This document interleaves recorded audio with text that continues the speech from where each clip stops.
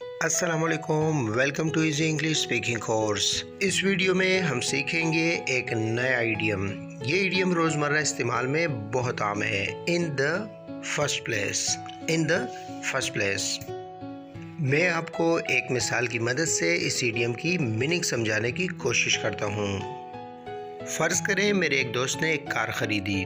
Car ख़रीदने के बाद उसे मालूम होता है कि कार में एयरबैग्स नहीं हैं। वो मुझसे कहता है, अगर मुझे मालूम होता कि कार में एयरबैग्स नहीं हैं तो मैं ये गाड़ी ख़रीदता ही नहीं।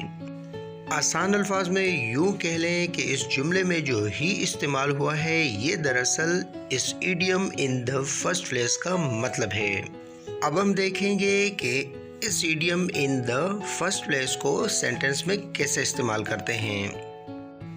If I had known there weren't airbags in the car, I wouldn't have bought it in the first place. If I had known there weren't airbags in the car, अगर मुझे मालूम होता कि इस कार में एयरबैग्स नहीं हैं, I wouldn't have bought it in the first place. तो मैं ये गाड़ी ख़रीदता ही नहीं। If I had known there weren't airbags in the car, I wouldn't have bought it in the first place. In the first place इसकी दूसरी example है, you shouldn't have told him this thing in the first place.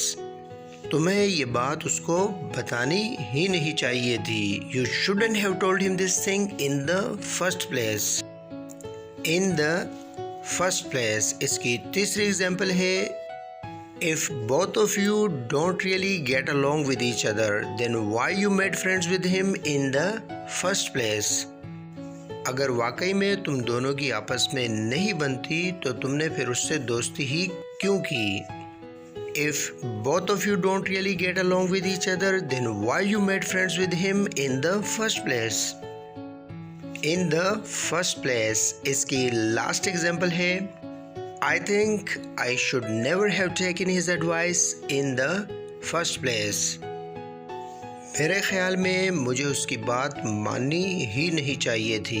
I think I should never have taken his advice in the first place.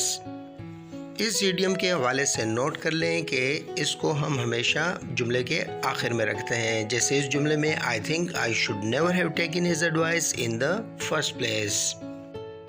उम्मीद है आपको इस idiom in the first place की meaning समझ आ गई होगी। आज के लिए इतना ही। मिलेंगे आपसे इस इडियम के पार्ट 2 में इसकी दूसरी मीनिंग के साथ। जब तक के लिए अल्लाह निगहबान।